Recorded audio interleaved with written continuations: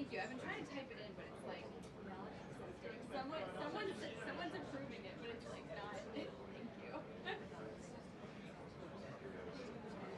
We went that time. Thank you.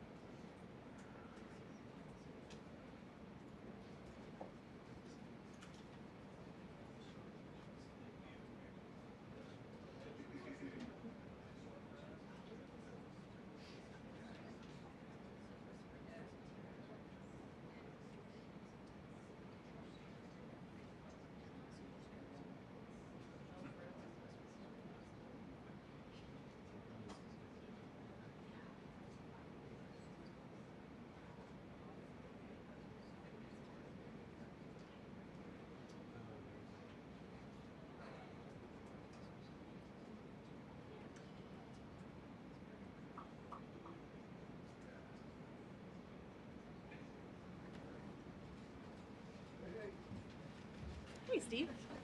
How are you? Glad you're so excited to see me today. Alrighty. Good afternoon, everybody, and happy Monday.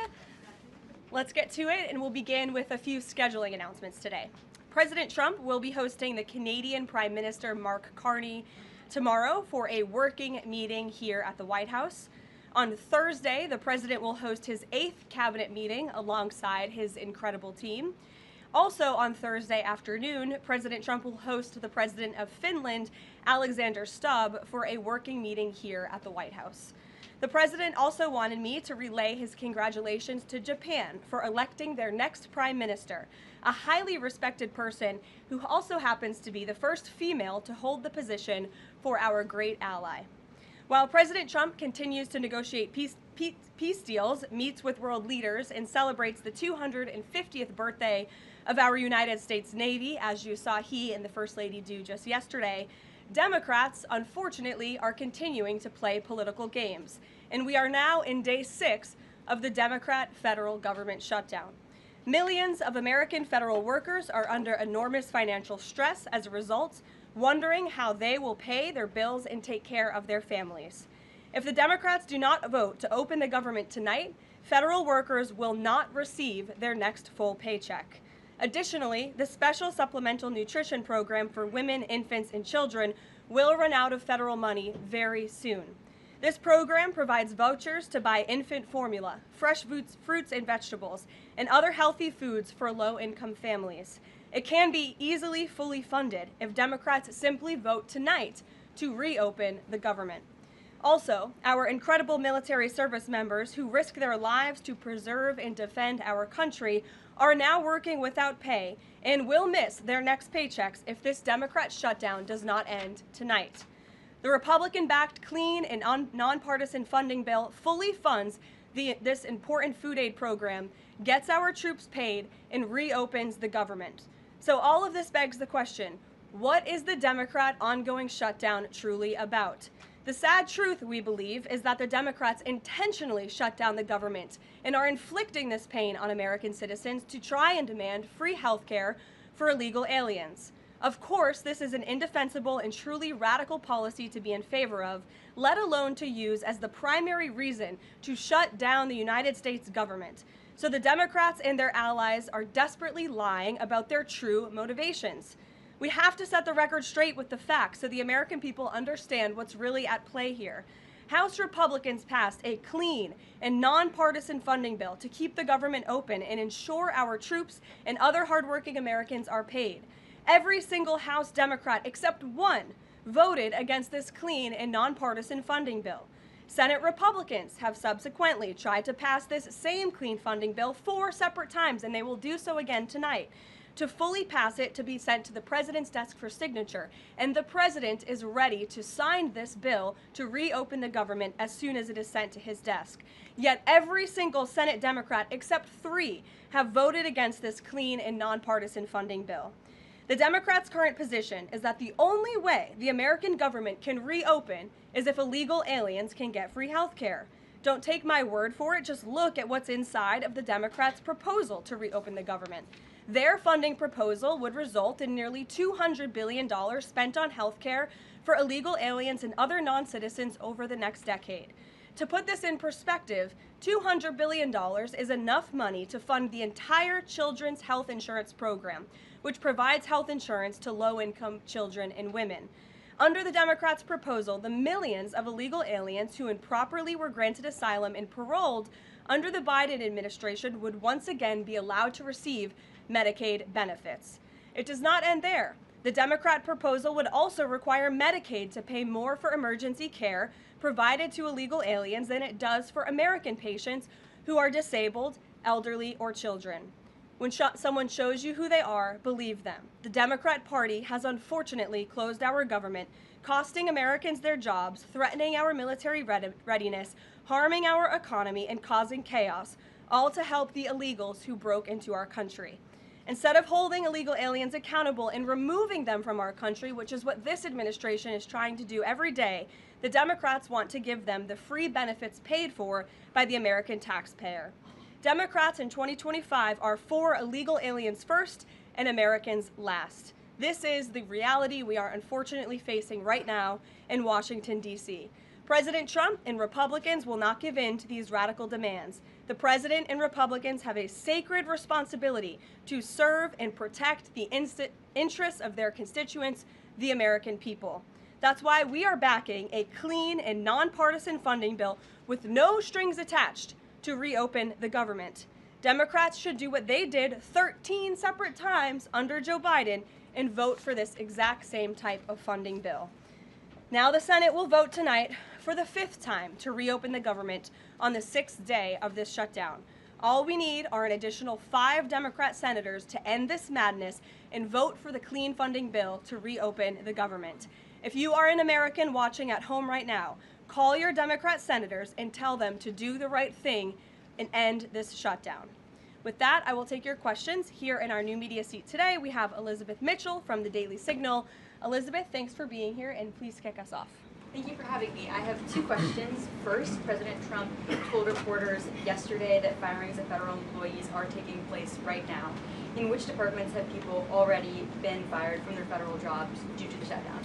The president was referring to the hundreds of thousands of federal workers who have been furloughed as a result of this federal government shutdown, both here at the White House and across the entire federal government, at agencies across the board. There are federal workers who are staying home. Many of them work in the White House. You know them. Some of them sit just behind me at those desks. They are unable to show up to work right now because the Democrats chose to shut the government down. And so we're already, unfortunately, seeing the consequence of this.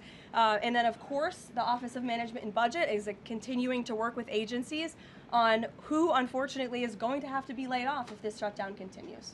And Secretary Robert F. Kennedy Jr. said the FDA was required by federal law to approve the new abortion pill last week. Is the administration considering steps to undo this in light of requests from pro-life Congress members and organizations? I think Secretary Kennedy and the Department of Health and Human Services, as I addressed in the briefing last week, were following the law, and we will continue to do so. As I said last week as well, it's not an endorsement of this drug by any means. It's just a law that they were following. Jennifer.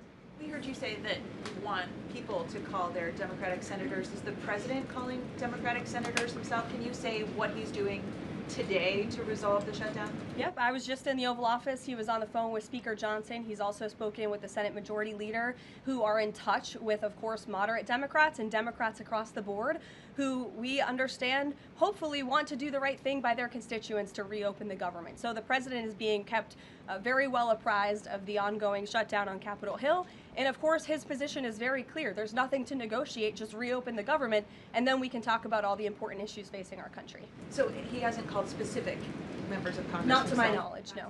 And then on the Affordable Care Act, is he willing to give more, to share more on what he'd like to negotiate on the Affordable Care Act later? Is he willing to say specifically what he would like and when? But look, the president is definitely committed to fixing and improving our healthcare system. You saw it again last week when he had one of the largest pharmaceutical companies in the world coming into the Oval Office and promising to lower drug prices by 200, 300, 100% in many cases for various types of drugs for American patients. That is a huge fix to a broken system that has been ripping off the American people for far too long. So the president's very committed to this. But right now, we need to reopen the federal government, and the president is remaining very firm in that position. Catherine. If the vote fails in the Senate today to reopen the government, would that trigger layoffs? Look, again, we hope that the vote will not fail because this administration wants to reopen the government. We don't want to see people laid off. But unfortunately, if this shutdown continues, layoffs are going to be an unfortunate consequence of that. Is there a timing for when that would happen? Well, look, we'll see how the vote goes tonight. And can you confirm, is the White House floating a proposal to cap Obamacare subsidies by denying them to new enrollees? I have not seen a proposal like that. Emily. Thanks, Caroline. The president said yesterday he was considering a phase 2 approach to Venezuela. Is the president considering U.S. boots on the ground or any kind of support of overthrowing Maduro? I won't get into any specific proposals that are being considered by the president and his national security team, but I think we've been pretty transparent and clear in the administration's view of the illegitimate Maduro regime, and the president has taken very unprecedented, tough action to end the illegal trafficking of illicit drugs into our country from Maduro's illegitimate regime. Caroline. Danny, go ahead. Thanks, Caroline. The French government has collapsed again for the fourth time in a year. And I was just wondering if there's any concern in the White House about the kind of ongoing political crisis there, and any thought about whether the President Trump's good friend, President Macron, should either call elections or even resign over that. Well, I can tell you the White House and the National Security Council are very much aware of this situation, but I think it would be imprudent of me to weigh in on French internal politics from the podium, so I will reserve comment on that. Behind you, yes. What is President Trump's expectations for talks today and I guess this week in Egypt? And is there a new timeline that the president is giving all sides to reach an agreement? Yes, there are technical talks happening right now in Egypt amongst Special Envoy Witkoff and Mr. Kushner, as well as the respective parties from all sides. What we saw take place on Friday, and I have not commented on that from the podium yet, is truly remarkable. You've seen all sides of this conflict agree that this war needs to end and agree to the 20-point framework that President Trump proposed. It's an incredible achievement, and the administration is working very hard to move the ball forward as quickly as we can. The president wants to see a ceasefire. He wants to see the hostages released, and the technical teams are discussing that as we speak to ensure that the environment is perfect to release those hostages. They're going over the lists of both the Israeli hostages and also the political prisoners who will be released, and those talks are underway, and the president is very much on the ball and is being apprised of this situation. The president had given a Sunday evening deadline. Obviously, the negotiations have extended that, I imagine. What is that new deadline? Does the president have a time frame in mind to see this phase implemented? Well, the Sunday evening deadline was to hear back from Hamas on the proposal one way or another. And of course, on Friday, Hamas put out a very clear statement in the president's view that they accept the president's framework, and that's why those technical talks are now underway. But again, we want to move very quickly on this, and the president wants to see the hostages released as soon as possible. Steve. Expect those technical talks to last, Caroline? I don't want to draw a red line up here, Steve. Of course, it's very important, as I just mentioned, that we get this done quickly. That's how the president's team feels, so we can get some momentum, get the hostages out, and then move to the next part of this, which is really ensuring that we can create a lasting and durable peace in Gaza and ensure that Gaza is a place that no longer threatens the security of Israel or the United States. You expect to be on the agenda for the president's meeting with the Prime Minister of Canada tomorrow? I'm sure trade will be a topic of discussion tomorrow and all of the other issues that are facing both Canada and the United States. I know the president looks forward to having that discussion with Carney in the Oval Office. Caitlin. Thanks, Caroline. I have two questions. On the layoff of federal workers, potentially, the president said yesterday that Democrats will be to blame if federal workers lose their jobs. Historically, though, in past shutdowns, workers have been furloughed, but they have not been laid off en masse. So wouldn't that be the president's call to lay people off? As I've said repeatedly, Caitlin, this conversation about layoffs would not be happening right now if the Democrats did not vote to shut the government down. And as I also said last briefing as well, we are $37 trillion in debt, and the government is not receiving any cash. So someone has to look at the balance sheet and be good stewards of the American taxpayer dollar. And layoffs are an unfortunate consequence of that. First term, for example. Well, as I'm telling you now, this administration is focusing on checking the balance sheet and ensuring we're doing the right thing by the American taxpayer. And again, these conversations about layoffs would not be happening in the White House today if not for the Democrat shutdown. And they have a choice to change that. They have another opportunity tonight to do the right thing to reopen the government. Joey. Judge over the weekend. Sorry, my second question. A federal judge over the weekend that the president had appointed to the bench in his first term in office basically argued that he could not deploy other states' National Guards to Portland. Basically said that it was untethered, his argument, to what is actually happening on the ground. Which local officials in Portland have said that the National Guard is needed there? With all due respect to that judge, I think her opinion is untethered in reality and in the law. The president is using his authority as Commander-in-Chief, U.S. Code 12406, which clearly states that the president has the right to call up the National Guard in cases where he deems it's appropriate.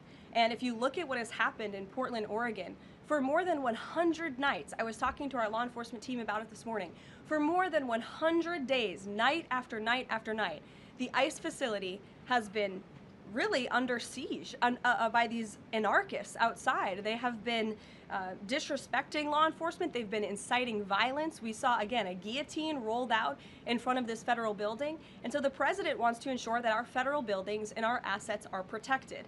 And that's exactly what he's trying to do. And ultimately, in the case in Los Angeles, that judge ruled in the Ninth Circuit, that panel of judges ruled that those troops could remain and that the president was well within his authority to do so. So we are appealing that decision. As you know, we expect a hearing on it pretty quickly, and we're very confident in the president's legal authority to do this, and we're very confident we will win on the merits of the law. But no local officials that you can point to that have said we need the National Guard? Because I spoke to the police chief of Portland last week. He said that the president's claims just don't match up with what's happening on the ground. I would encourage you as a reporter to go on the ground and to take a look at it for yourself, because there's been many members of the press, not press in this room, but independent journalists, some of whom we'll be inviting to the White House very soon to share their stories, because they have been in the middle of these riots and they have witnessed the anarchy that is taking place night after night. It's on video. You should play it on your show. You have a great opportunity on prime time on CNN to show your audience. Yeah, but you're probably talking to partisan Democrat officials who are opposed to everything this president does.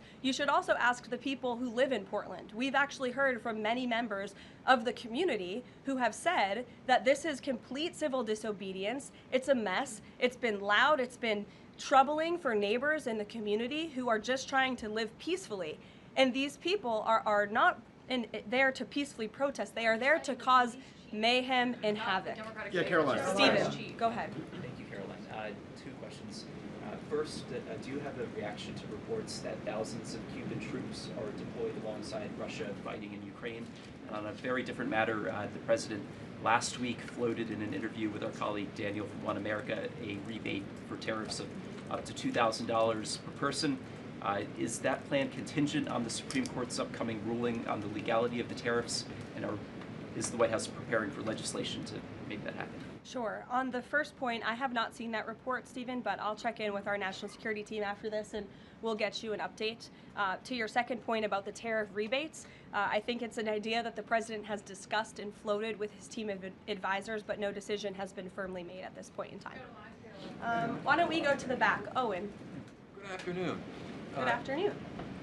A few days ago, President Trump demanded Jay Jones in Virginia get out of the race for condoning political violence in a text message against a Republican politician a few years ago. He hasn't left the race. He hasn't dropped out. What's the president's reaction? Well, as you know, I'm not at liberty to discuss political races from the podium. I think the president himself made his position very clear, and I think anyone could agree the messages that were sent by this Democrat nominee for Attorney General in Virginia are really shocking, alarming, and completely unacceptable. He was threatening to kill his opponent and his opponent's children, and that type of rhetoric has zero place in our country, and the president was absolutely right to condemn that. Sure, go ahead. Thank you.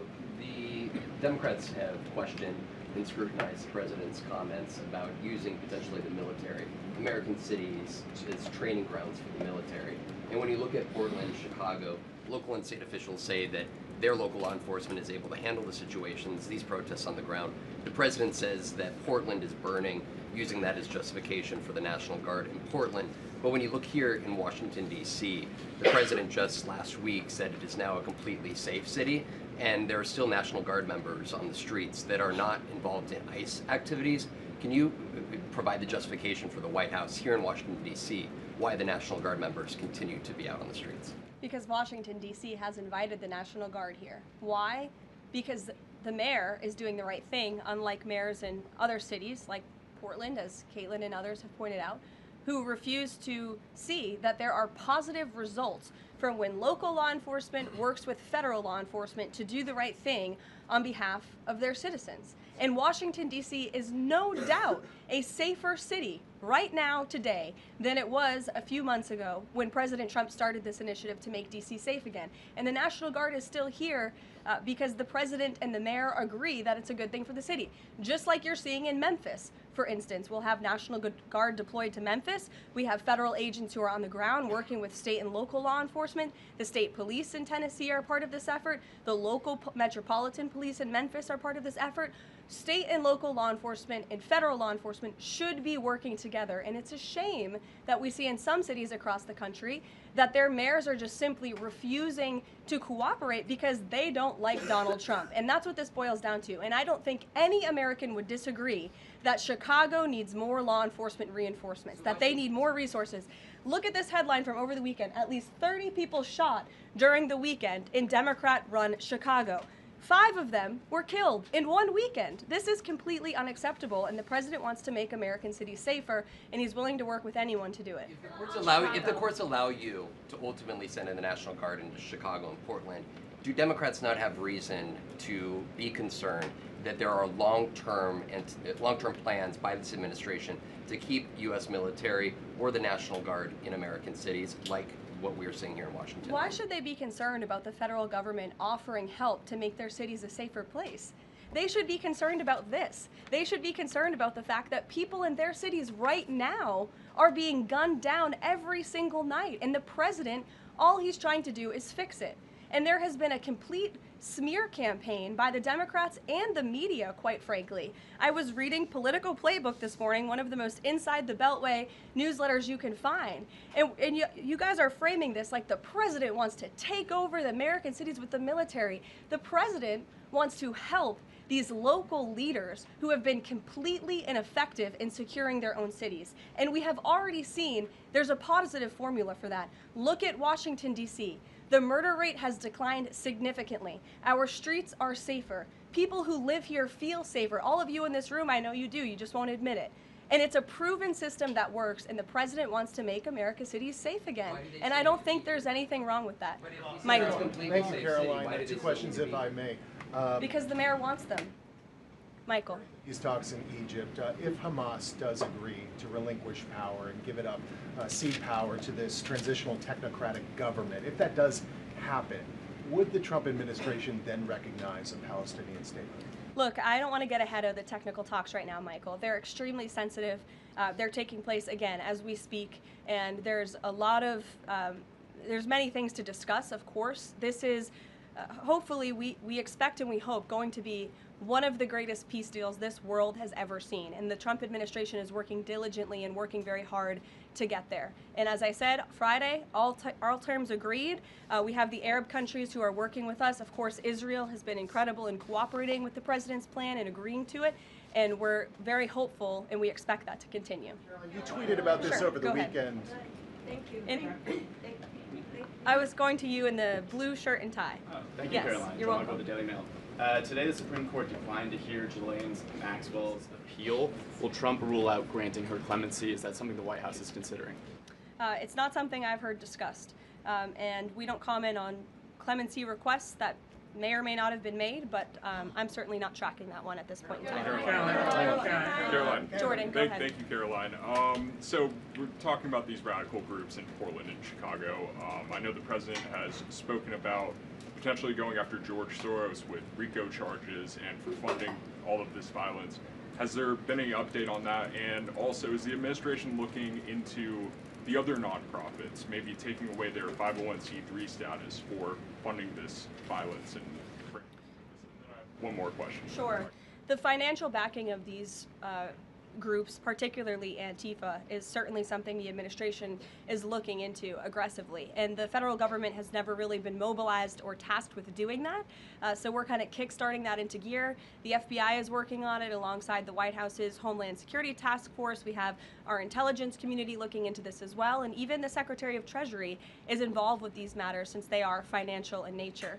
And we will continue to get to the bottom of who is funding these organizations in this organized anarchy against our country and our government. It's a question the American people have been begging the answer for many years, and we're committed to uncovering it. And when we do, I'm sure you'll be one of the first people to know. Separately, Caroline. Thank you. So Gaza, under the president's plan, is going to be governed by a transitional governance of a technocratic, apolitical Palestinian committee made up of qualified Palestinians and international experts.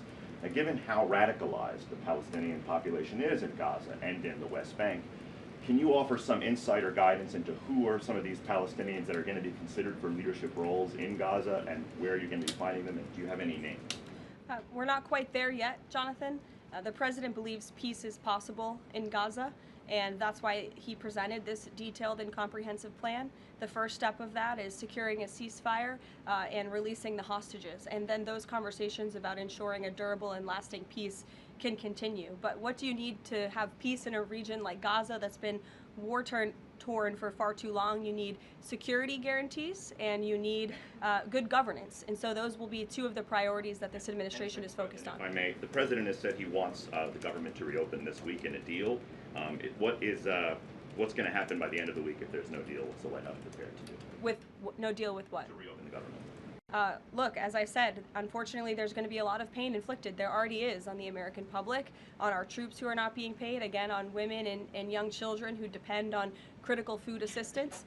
We hate to see this. And in fact, the Office of Management and Budget is trying to do everything they can to find funds to get out the door for these vulnerable populations in our country. Again, we shouldn't be having to do that. The Democrats have a chance to change course tonight. I believe the vote's taking place at 6:30, and we urge Democrat senators to vote to reopen the government and to do the right thing. Thanks, guys.